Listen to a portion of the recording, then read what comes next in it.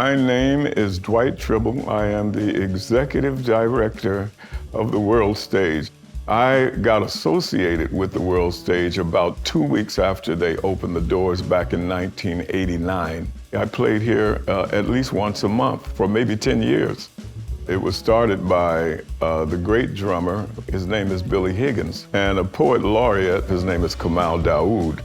They would have lunch and talk to me and ask me about my ideas. They knew that somebody was going to have to take over when their time was finished.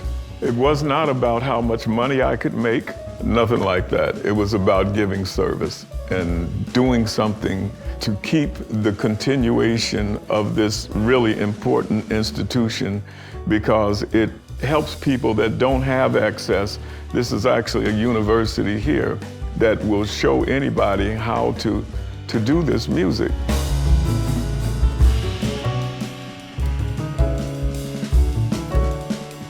My name is David Robert, and I'm the artistic director here at Sam First.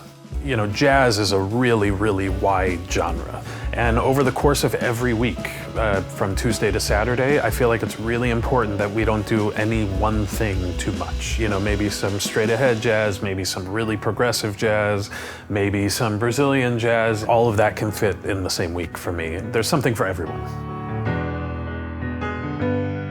Jazz in Los Angeles and the jazz scene, it has always been a rather peculiar dynamic. When Charlie Parker and Miles Davis first came here in 1946, the bebop language being brought here found itself in a very strange situation of not really being understood.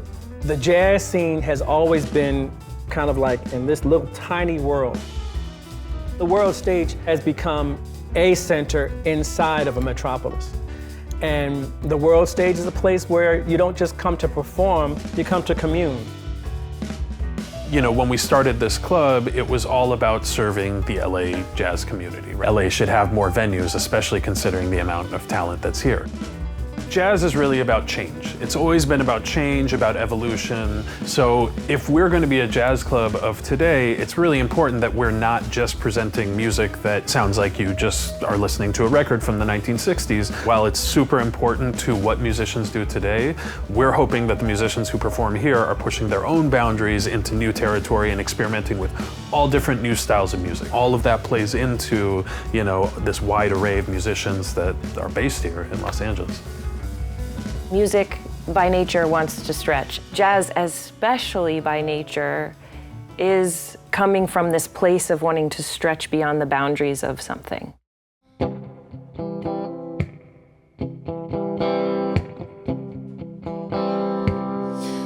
You should have been there for me. You should have been there for me. And now you've lost the words to say you're sorry. You should have been there for me. Playing live in small rooms where you can see people's faces is my very favorite. I find that the most memorable performance experiences are when you can actually see how the music is affecting someone emotionally. In smaller venues, there's just this relaxing feeling of like, you're here to try things out with me. People love to be a part of that, you know, to be there on the ground of something that's being tried out for the first time and seeing that really authentic human experience. Being a small space, the people are right here. It makes everything and everybody become one. Every time we have a concert here, you know, you might come in here in a funky mood, but when it happens, you know that you have been transformed. And that's what a small venue can do.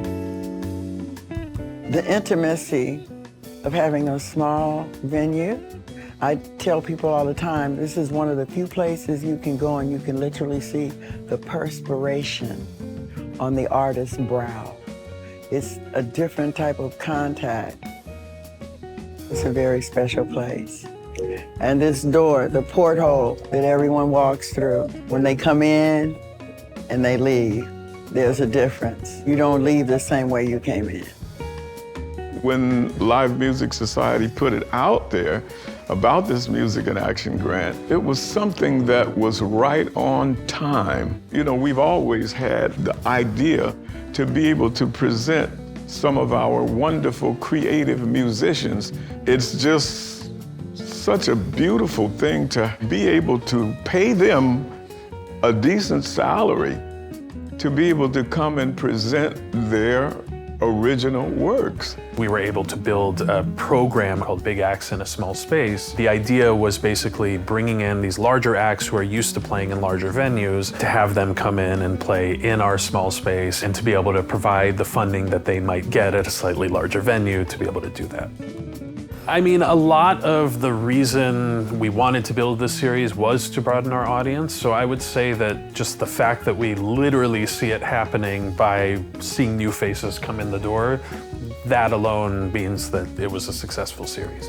You actually get to connect with these people that are so meaningful to you while being treated like people actually care about what you do.